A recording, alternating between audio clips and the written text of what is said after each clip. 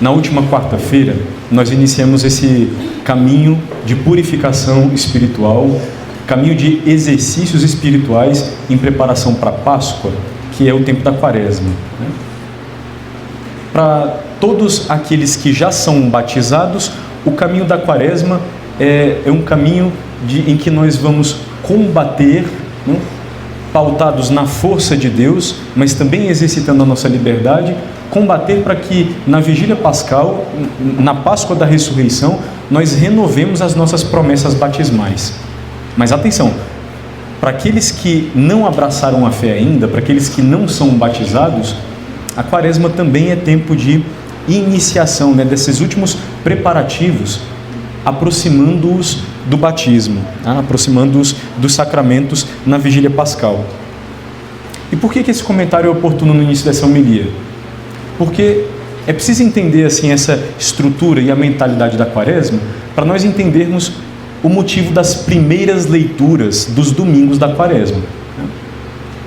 A igreja tem um ciclo trienal de leituras. O ano A são, o ano A, ano B e ano C. No ano A nós privilegiamos o Evangelho de São Mateus, no ano B o de São Marcos, no ano C, que é o que nós estamos vivendo, o de São Lucas. O Evangelho de São João vai, picotado ao longo dos 3 anos. Nós então, ao longo desses 3 anos, no tempo quaresmal, temos nos domingos um conjunto de 45 leituras. Primeira leitura, segunda e evangelho, são 3 domingos, são 3 leituras por domingo, 5 domingos a cada ano, 3 anos, 45 leituras. As primeiras leituras são sempre um recorte, um episódio da história da salvação que nos mostre como Deus veio preparando a plenitude da sua redenção, da sua intervenção na nossa história por meio do seu Filho. E, portanto, as primeiras leituras sempre nos colocam diante de um episódio marcante do Antigo Testamento que tem a relação com o nosso hoje e com a nossa salvação. Na primeira leitura que nós ouvimos, que é do livro do Deuteronômio, nós escutávamos aí um trecho do segundo grande discurso de Moisés dentro desse livro. Nós escutávamos aí o chamado Código Deuteronômico, com uma série de leis, de costumes, etc. E no trecho que nós ouvíamos, referente ao modo como os israelitas deviam oferecer as primícias, ou seja, como eles deviam oferecer os primeiros frutos da terra a Deus, Mas o modo de fazer que nos interessa. Quer dizer, o que é feito nos interessa, mas o modo de fazer nos interessa também. Porque à medida em que ofereciam a Deus as primícias, faziam um exercício de fé, e um exercício de memória agradecida, por meio do qual retomavam a própria história, a eleição de Deus, a intervenção de Deus, o dom da própria terra, Portanto, faziam memória da sua própria história e ofereciam a Deus, então, como motivo dessa história, os frutos da terra. Quer dizer, nós escutávamos na primeira leitura, eles recordando a eleição dos patriarcas, Abraão, Isaque e Jacó. Meu pai era um arameu errante, Abraão é de Ur, na Caldeia, mas recebeu a revelação de Deus na terra de Aram. Foi ali que escutou a voz de Deus e dali partiu para a terra que Deus lhe indicaria. É o conteúdo da primeira revelação a Abraão. É o chamado à fé. E assim, Deus se revelou a Abraão, fazendo esse povo o povo que nasceria dele, começar a peregrinar. Depois, esse povo que foi formado por meio dos patriarcas Abraão, Isaque e Jacó, foi maltratado, é a sequência da leitura, foi maltratado, espezinhado no exílio, no cativeiro do Egito, e assim durante 400 anos permaneceu cativo. Mas Deus ouviu a sua aflição, Deus ouviu o seu choro e interviu na sua história, chamando-os por meio do deserto até levá-los em peregrinação à terra prometida. Portanto, percebam, a eleição dos patriarcas, depois o êxodo do Egito, o dom da terra, tudo isso recapitulado nessa oração que nós escutávamos na primeira leitura, que é a oração de ato de fé e de memória agradecida enquanto oferece os primeiros frutos da terra. Oferecem os primeiros frutos porque essa terra foi Deus quem nos deu, porque começou a fazer história conosco. Lá nos nossos pais, nos libertou no Egito e nos trouxe até aqui. E portanto o que nós fazemos é gesto de oferecimento, de reconhecimento, de dívida, não nesse sentido, de justiça. E portanto, vejam só que nós temos a ver com isso também, à medida em que pensamos que a igreja continua oferecendo a Deus os frutos da terra, as primícias da terra. É a oração do sacerdote dentro do ofertório, em cada missa, é a oração secreta. Bendito sejais vós, Senhor Deus do Universo, pelo pão que recebemos de vossa bondade, pelo vinho que recebemos de vossa bondade, fruto da terra e do trabalho humano, fruto da videira e do trabalho humano, que agora vos apresentamos e para nós se vai tornar pão da vida, vinho da salvação. Mas nós não só oferecemos as primícias da terra, o fruto da terra e do nosso trabalho, senão que oferecemos a primícia do alto. É Jesus, o Filho, quem oferecemos, porque Jesus, o Filho, quis se servir desses elementos, quis se servir do pão e do vinho para se dar em alimento a nós no seu corpo, sangue, alma e divindade. Não é só que nós oferecemos as primícias da terra acumuladas pelo Espírito Santo e transformadas, portanto, no sacramento da presença real de nosso Senhor Jesus Cristo. Fazemos isso em cada missa, mas nós também recapitulamos em cada missa a história da salvação, é a liturgia da palavra. E fazemos isso de forma eminente na vigília pascal, para onde todos nós nos estamos direcionando ao longo da quaresma. Se lembram da liturgia da palavra da vigília pascal? Quantas leituras? A recapitulação da história da salvação inteira, desde a criação, o chamado a Abraão, o chamado de Moisés, o dilúvio, o chamado de Moisés, o êxodo do Egito, a introdução na terra, a vocação dos profetas, as profecias sobre o Messias, sobre o dom do Espírito Santo e a renovação interior dos homens. É tudo isso que nós recapitulamos a modo de memória agradecida na liturgia da vigília pascal e que fazemos de forma resumidinha a cada missa, a cada domingo, escutando uma leitura do Antigo Testamento que nos aponta na direção do seu cumprimento, ou da sua plenificação no Evangelho. Portanto, a primeira leitura que nós ouvimos hoje tem muito a ver, não só com a nossa caminhada quaresmal, mas tem a ver também com o que nós fazemos no hoje da nossa vida e da vida da igreja. Nós continuamos a oferecer a Deus não só as primícias da terra, mas a primícia do alto, Jesus, seu Filho, que quis se servir dos dons dessa nossa terra para se dar em alimento a nós. No Evangelho, nós escutávamos as tentações de nosso Senhor. Esse é sempre o Evangelho do primeiro domingo da quaresma. A cada ano, nós escutamos uma versão diferente. No ano A, a versão de São Mateus, no ano B, a versão de São Marcos, no ano C, a versão de São Lucas, que é a que nós ouvimos hoje. Por que é que nós ouvimos sempre no primeiro domingo da quaresma esse Evangelho? Bom, porque do mesmo modo como nosso Senhor foi impelido ao deserto, quis ir ao deserto na força do Espírito Santo para ali passar 40 dias nesse exercício espiritual, e o deserto na Sagrada Escritura é lugar de encontro com Deus, é lugar onde Deus leva o seu povo para falar-lhe ao coração, é a profecia de Oséias no capítulo 2. Ao mesmo tempo que é isto, e nós também estamos nos propondo um retiro espiritual, o deserto também é lugar de combate. É lugar onde a vida é árida, onde a vida é inóspita. É local de provação. O povo foi provado no deserto, no Êxodo, é o livro do Êxodo. Jesus, nosso Senhor, foi tentado no deserto também, no nosso lugar, e para vencendo por nós, dar-nos a conhecer as armas do nosso combate e a nossa vitória também. Portanto, nosso Senhor esteve no deserto 40 dias. Nós nos propusemos essa caminhada de preparação para a Páscoa, que é uma caminhada quaresmal, 40 dias. Estando no deserto quer dizer, por um lado, estando em retiro, e por outro lado, vendo nesse retiro, não só o símbolo da nossa preparação para a Páscoa, no sentido da purificação dos nossos pecados, para celebrarmos mais coerentemente a Páscoa, senão como um símbolo da nossa vida, porque o tempo da nossa vida é um tempo de prova, é um tempo em que nós estamos sendo testados, não tentados, para exercitar a nossa liberdade ou na direção de Deus, exercício de virtudes, viver a vontade de Deus, ou livre-nos Deus disso, ou na direção oposta a Ele. Quer dizer, o tempo da nossa vida é tempo de prova, é tempo de deserto nesse sentido. E é por isso que nós escutamos esse Evangelho das Tentações todo o primeiro domingo da Quaresma. Nosso Senhor Jesus Cristo foi tentado em 3 aspectos. O conteúdo das tentações que nós acabávamos de ouvir no Evangelho é um conteúdo tríplice. Transforma esta pedra em pão, eu te darei os reinos do mundo se te prostrares diante de mim, e depois lança-te daqui abaixo.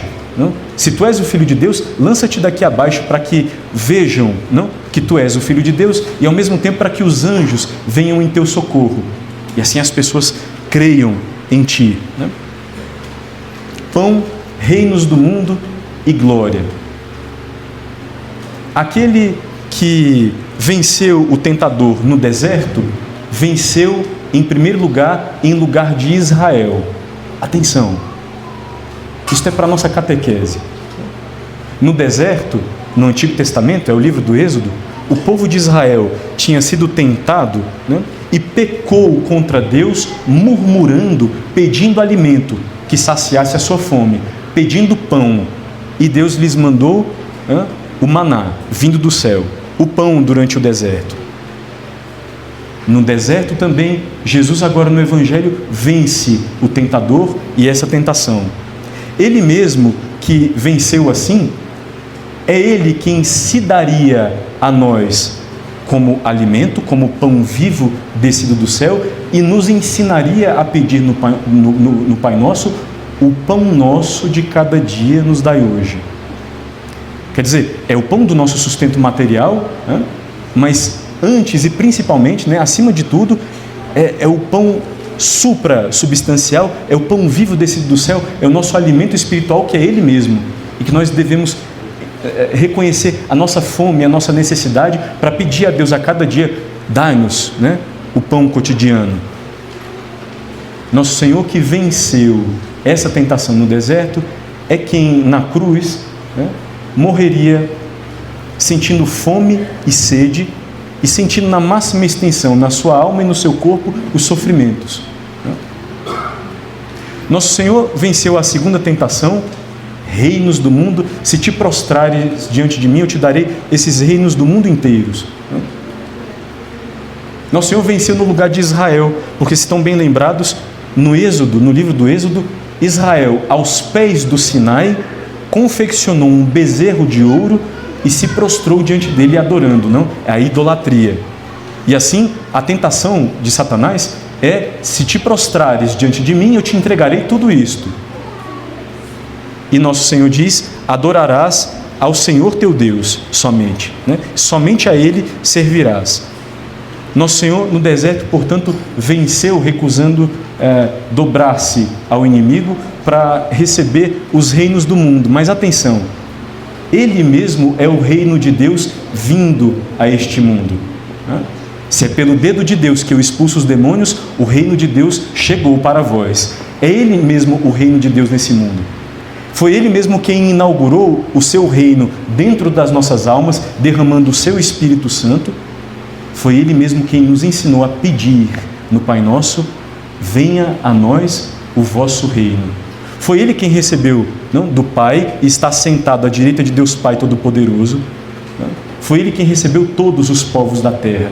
Ele é Rei do Universo, na sua humanidade santíssima. Portanto, venceu no deserto aquele que nos ensinaria a pedir o seu reino dentro de nós, e o seu reino vivido na máxima extensão quando nós estivermos no céu, na sua presença. Foi Ele quem na cruz morreu recusando qualquer bem desse mundo, morrendo sendo crucificado pobre e nu. Nosso Senhor Jesus Cristo venceu a terceira tentação, né? Se tu és o Filho de Deus, atira-te daí abaixo, para que vejam em ti, que tu és o Filho de Deus, porque o Salmo 90 diz assim, né? os anjos virão em teu socorro, para que o teu pé não tropece em alguma pedra, para que nenhum mal te aconteça. Nosso Senhor Jesus Cristo venceu no lugar de Israel, porque no livro do Êxodo, né, é Israel também quem pecou, colocando Deus à prova, tentando Deus em Massa e Meriba. São os lugares da tentação no deserto. Nosso Senhor rejeitou colocar Deus à prova, né? Diz, não tentarás ao Senhor teu Deus. É o modo como responde a tentação de Satanás. Ele mesmo que nos ensinaria a pedir no Pai Nosso, Ele que sendo a humildade de Deus e o próprio nome de Deus no meio de nós, Ele que nos ensinaria a pedir no Pai Nosso, santificado seja o vosso nome. Pedindo que nós santifiquemos o seu nome e a sua presença em nós, ou seja, que nós não tentemos a Deus, que nós reconheçamos o tamanho, né, a magnitude de Deus, da sua presença e da sua santidade em nós e em toda a criação. É Ele que na cruz, né, recebeu ainda esta mesma tentação, tanto dos seus algozes como de um dos ladrões, que diziam, se tu és o Filho de Deus, desce da cruz, para que nós vejamos e creiamos em ti. E humilde e silencioso não respondeu. Quer dizer, nosso Senhor venceu o tentador no deserto, venceu na cruz, venceu em nosso lugar para nos dar o exemplo, para nos apontar as armas do nosso combate e para nos dar a graça, quer dizer, a sua força para nós vencermos também. Porque nós escutávamos no final do Evangelho, era o último versículo, terminada toda a tentação, o diabo afastou-se de Jesus para retornar no tempo oportuno. Qual era o tempo oportuno? É o tempo da paixão, o tempo do combate da paixão. Nós falamos um pouco já sobre a cruz, mas atenção, aquele que não pôde vencer a cabeça, que é Cristo, se debruçou sobre os membros do seu corpo, para no tempo da igreja, que é o que nós estamos vivendo, nós que ainda estamos submetidos à prova, nós em quem a vitória de Jesus ainda não se cumpriu de forma definitiva, já começou, nas almas em estado de graça, já começou, mas porque nós estamos a perigo no tempo da prova, que é o tempo do mérito da nossa vida, o tempo oportuno, né, da ação de Satanás e dos demônios, o modo como eles ordinariamente agem, que é a tentação, é o tempo da igreja. Aquele que não venceu a cabeça se debruça sobre os membros do corpo para tentá-los, para afastá-los do caminho da salvação. Então, meus caros, quando nós vemos as tentações de nosso Senhor, o modo como venceu e as armas que a igreja nos está apresentando durante esse tempo da quaresma para vencer na força de Deus, não só durante a quaresma, mas ao longo da nossa vida, nós devíamos ler aí a nossa vida e o nosso combate. É o penúltimo pedido do Pai Nosso.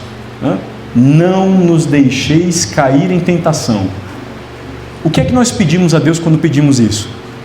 Não é que nós não sejamos tentados, porque nosso Senhor quis ir ao deserto para ser tentado no nosso lugar, por nós, e para vencer por nós, para nos dar o exemplo e a força. Nós não pedimos para não sermos tentados. Nós pedimos para, uma vez tentados, o que significa? Uma vez sugestionados ao pecado, não aderirmos, né? Não sermos seduzidos e enganados pelo tentador e pelo conteúdo da tentação, exercitando a nossa liberdade numa direção que vá contra Deus, que é uma direção do pecado.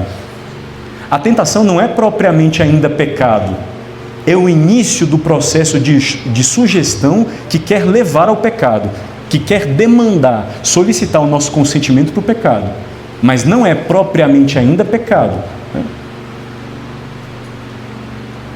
Nós pedimos, não nos deixeis cair em tentação, e devemos nos recordar, portanto, que a nossa vida se desenrola segundo esse sentido de combate, não? De luta espiritual. E quais são as nossas armas? Não?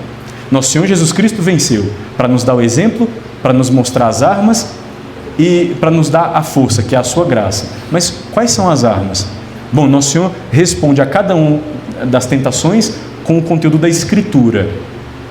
Nos faz pensar na segunda leitura, né? São Paulo dizia assim: a palavra está perto de ti, em tua boca e em teu coração. É essa a palavra da fé que nós pregamos. A palavra de Deus é o Filho Jesus, nós o conhecemos, nós o seguimos, e a Escritura, que é o momento escrito, né? Quer dizer, que é a consignação escrita da aliança de Deus, as Escrituras estão diante de nós para nos exortarem, né? Para serem arma espiritual nesse combate. É preciso entrar para esse caminho de contemplação amorosa e de conhecimento da palavra de Deus. Nosso Senhor venceu com a palavra. Mas atenção, venceu também, né, nos dando a conhecer aquelas armas espirituais sobre as quais nós falávamos na quarta-feira de cinzas, que são o jejum, a esmola e a oração. Porque cada uma dessas armas é antídoto, é remédio, como nós dizíamos na quarta-feira de cinzas, contra uma das nossas tendências desordenadas, contra cada uma das 3 tendências desordenadas, que são a tendência de ter prazer, de possuir bens e de erigir-nos como fundamentos de nós mesmos, soberba de vida. Atenção, é o conteúdo das 3 tentações. Satisfazer os sentidos, transforma essa pedra em pão. Possuir, os reinos da terra serão teus, eu os darei a ti. E orgulho, lança-te daqui abaixo para que vejam. Nosso Senhor venceu essas 3 tentações e nós, no conjunto dos evangelhos, conhecemos quais são as armas, quais são os remédios, o antídoto, para nós que estamos inclinados nessa direção, né, de pecado, com essa tríplice concupiscência da carne, dos olhos, soberba de vida, desejo imoderado de ter prazer nos sentidos, desejo imoderado de possuir bens materiais, amor desordenado a nós mesmos. Nós somos levados por meio do jejum, da esmola e da oração a saber como é que nós fazemos para vencer o tentador. É colocando essas armas em uso nesse nosso combate. Não?